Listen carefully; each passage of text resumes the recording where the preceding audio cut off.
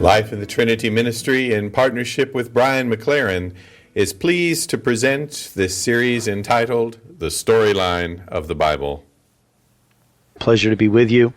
We're talking about eschatology. We're talking about our view of the future and of the end of all things. And in our previous sessions, we have been looking at the whole range of Christian views on this, and maybe some of your heads were spinning as we looked at the literalist views and the allegorical views, and we considered all the differences of opinion. And what I'd like to try to do in these last couple of sessions is draw all of this to some kind of a conclusion and bring it to some kind of a practical application for our lives. I mentioned at the end of the previous podcast a view that's been growing in popularity in recent years, and I don't want to get into all the minutiae and controversies about it, but let's just call it a new perspective on eschatology that pays a lot of attention to what happened in AD 70, the destruction of Jerusalem. Something that happened, by the way, because the Jewish people rejected the message of Jesus. Jesus told them they should work for God's kingdom through peace, and they rejected his message. They worked for God's kingdom on their own terms through violence and war. They staged a violent revolution. For 3 years, they succeeded in holding Jerusalem from the Romans, but then the Romans came in and brutally crushed them. So in this view, Jesus was literally right. This generation will not pass till all these things have been fulfilled. That it's just striking how many of the details of Jesus' predictions are literally fulfilled in the destruction of Jerusalem. So this view takes the destruction of Jerusalem very, very seriously, and then asks the question, okay, well then what is it we're living in, and what is it we're waiting for? Because we've been so formed by premillennial eschatologies that we find it very hard to imagine what it would be like to live in an amillennial world, or we might even say a world that is post-eschatological in a certain sense. That the scriptures we think are talking about the end of the world, we're talking about actual events that occurred in the first century. What does it mean to live in this world? And before I get into that, which is really, really an important question, what I'd like to do first is to say, completely apart from the Bible, it looks like our world will end. I mean, this is a creation, and it's not an eternal creation. And if you know anything about modern science, you know that the belief among scientists that the world had a beginning and will have an end it has not been a popular view. Einstein, some of his data in the early 20th century told him that there was a beginning to the universe, but he couldn't accept it. He had to create something called the cosmological constant and some other people call it the fudge factor, so that he wouldn't be brought to that conclusion. But eventually he had to accept the conclusion there actually was a beginning to the universe. And in the 20th century, among scientists, this view came to be known as the Big Bang Theory. And basically, somewhere around 14 billion years ago, according to the Big Bang Theory, everything that exists emerged out of a singularity, an unimaginably dense point. And space and time came out of this point as a 3-dimensional or 4-dimensional or maybe 12-dimensional fabric, and the story is unfolding as this universe expands from this singularity, and so we live in an expanding universe. The question scientists ask then is, what will happen? Will the universe just keep expanding out into endless space and time? And what will that mean? Or will the universe reach a point where its expansion is maximized, and then will it begin to be reattracted into itself in what scientists call the Big Crunch? And a few scientists maybe believe that there's a steady state that the universe could reach, but I would say most believe that the universe will either continue expanding into a ultimate big freeze where everything cools down into a completely dead state, but probably more believe it will expand to a certain point and then begin to contract again in the Big Crunch. there's all kinds of predictions on when that might be. But scientists tell us that in their view, long before that, life on Earth will have been destroyed. Now, one way that life would be destroyed is when the sun basically goes ballistic. Scientists think that our Earth is about 4.5 billion years old, and they predict about 5 billion years from now, so we would be kind of in the middle age of our planet, about 5 billion years from now, the sun will become something called a red giant. Now, when this happens, scientists predict, it will expand greatly in size and simultaneously reduce greatly in mass. The Earth will move out of its current orbit and move farther away from the sun, but that will be more than compensated for by the fact that the sun will begin to burn itself out at an unprecedented rate, sending unimaginable amounts of heat to the Earth. The sun will burn thousands of times hotter than it currently is. So the Earth will be completely incinerated. Any life would be completely boiled away, and the Earth would become a hard, burned-up rock, incapable of sustaining life. And then after that, this red giant sun would collapse into what's known as a white dwarf, and the white dwarf sun would not bring very much heat to the Earth, so the Earth would then freeze. So it would be a previously boiled, then frozen rock. And scientists tell us, though, that even long before that would happen, which they're projecting out 5 billion years, about 1 billion years out, they think the sun will begin to heat up gradually, and probably 1 billion years out, it will have burned away all the water from the Earth, and so life would no longer be able to exist about 1 billion years out. Meanwhile, if you want to have some other things to worry about while you're falling asleep at night, astronomers tell us that it turns out that another galaxy, the Andromeda Galaxy, is moving toward the Milky Way galaxy at about 87 miles per second, and it's on a collision course with the Milky Way. And they predict that the two galaxies will have a collision in 3 to 3.5 billion years. Now, again, by that time, the life on Earth will have been destroyed by the sun becoming a red giant. But, it's not a pleasant scene to imagine the two galaxies colliding. That'll be a little bit messy. And then other scientists say, well, you don't have to worry about that either, because long before then, the odds are that an asteroid would hit the Earth and destroy life as we know it on Earth. Looking back at the fossil record, they believe that a major asteroid 2 to 6 miles in diameter hit the Earth about 65 million years ago, and the odds are that this would happen again. One good opportunity for it to happen again will be in about 1 million years, when a star that's named Gliese or Gliese 710 is supposed to come about 1 million light years within the range of our sun. And they believe that when that star gets that close to our solar system, it will unhinge an awful lot of things gravitationally and increase the likelihood that there will be a whole lot of asteroids flying around, increasing the likelihood that if not by then, at that point, something might hit and destroy the Earth.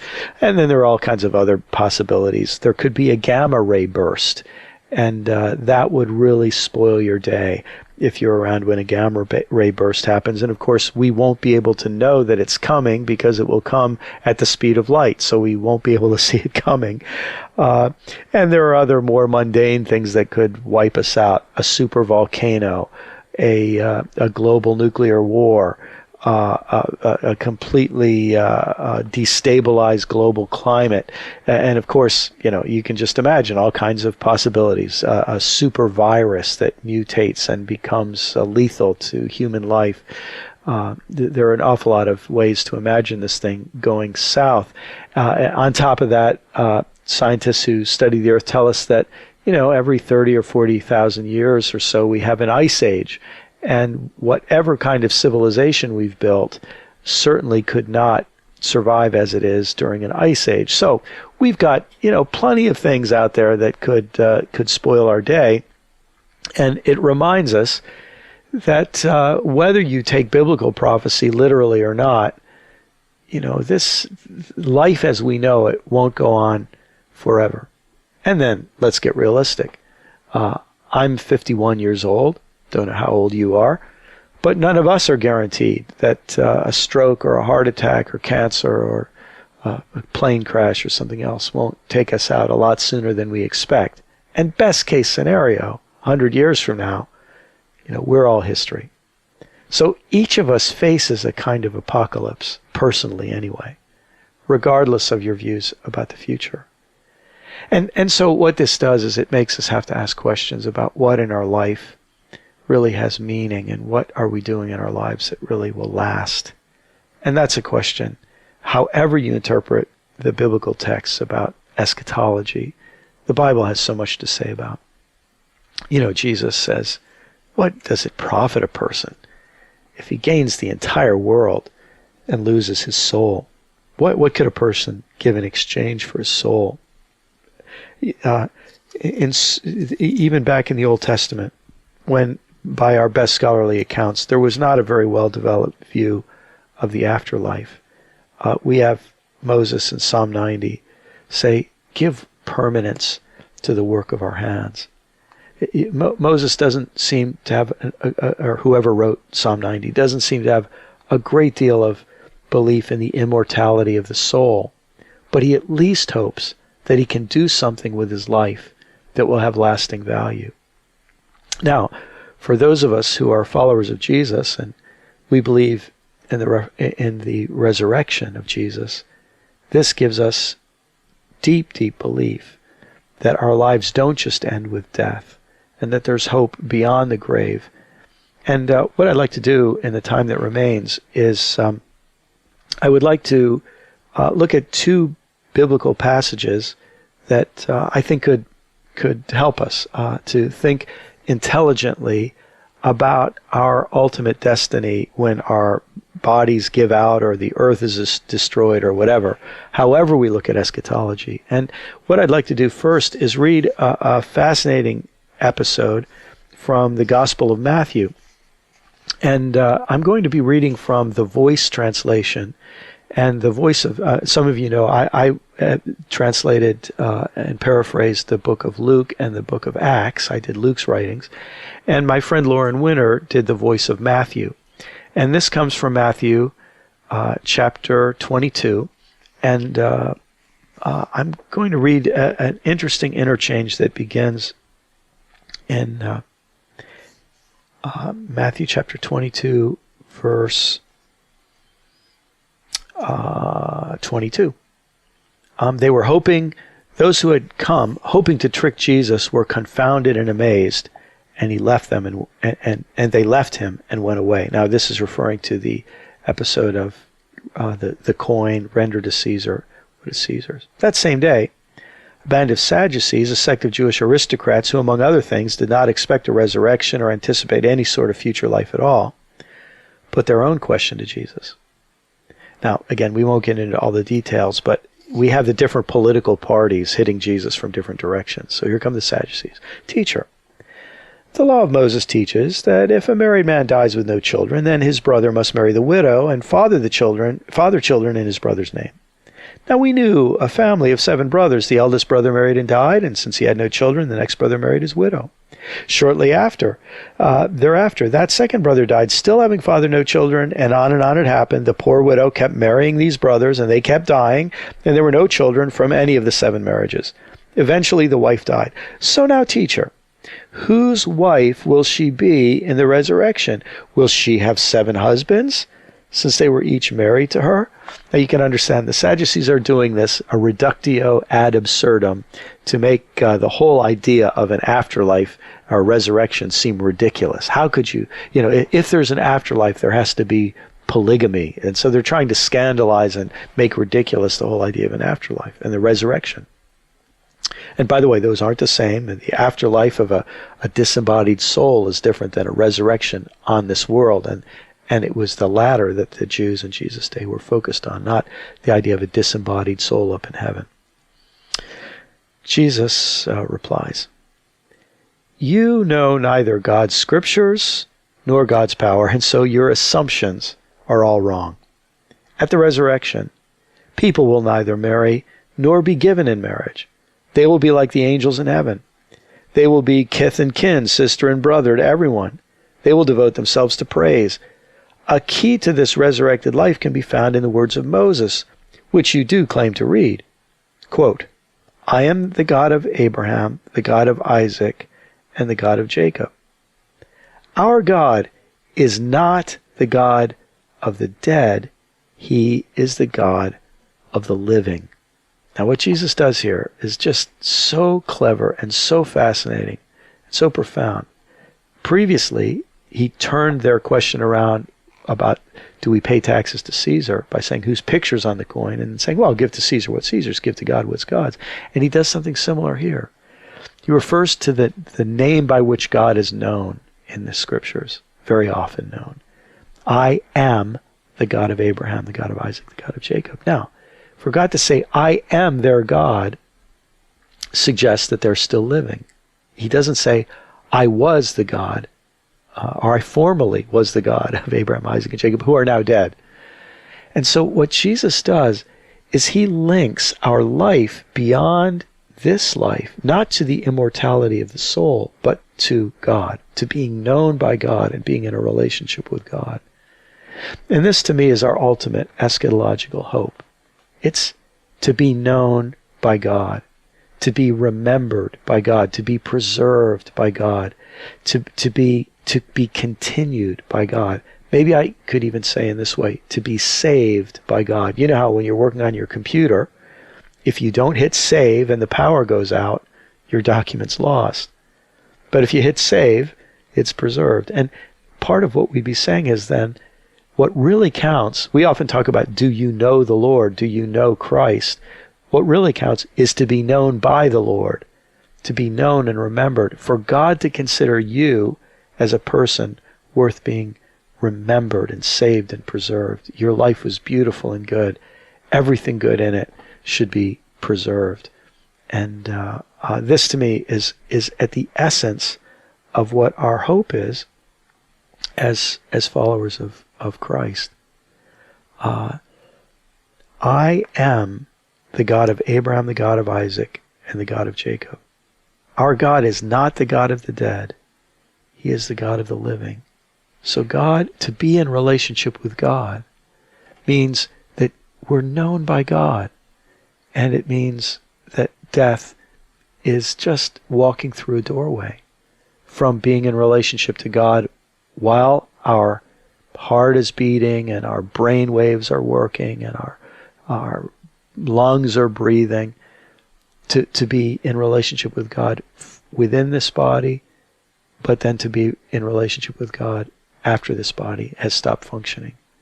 So I have beautiful and profound and life-changing hope after death. I believe that we should not fear death because we believe in the living God. And to be in relationship with God is to have no fear of death. And whether the earth gets sucked into a black hole or hit by an asteroid or incinerated in by the red giant sun or whatever happens, my confidence is in my existence in relationship with God. One last scripture before we close. What this means for us in our lives, I think, is given real shape in Paul's first letter to the Corinthians.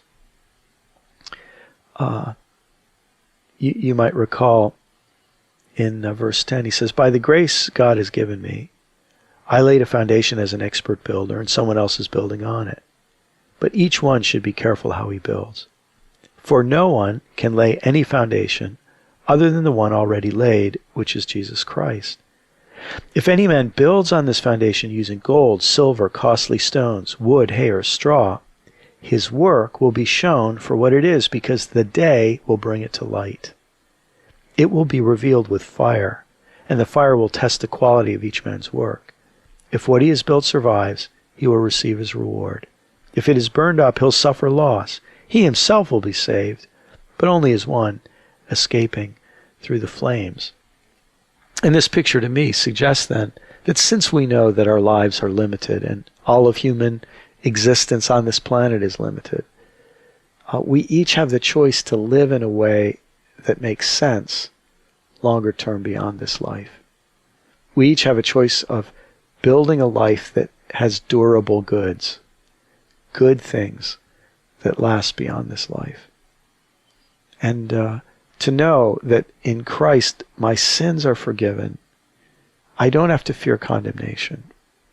The mercy of God has covered all of my wrongs.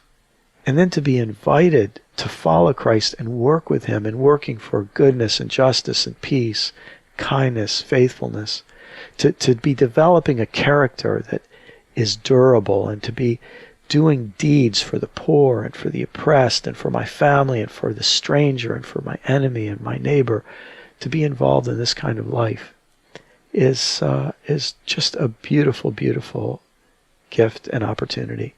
As I said, it's a beautiful fall day for me here today, and I just look out my window and see this gorgeous world and this beautiful day, and I know that at the center of everything is this amazing creative project of God that we all get to be part of. I hope that thought gives you some hope today. Until next time, this is Brian McLaren with WiredParish.com. You've been listening to WiredParish.com. Visit us online for exclusive podcasts with some of the most challenging writers, thinkers, and speakers in the church. We bring you coffeehouse conversations with the best and the brightest. Tune in, turn on, get wired. WiredParish.com.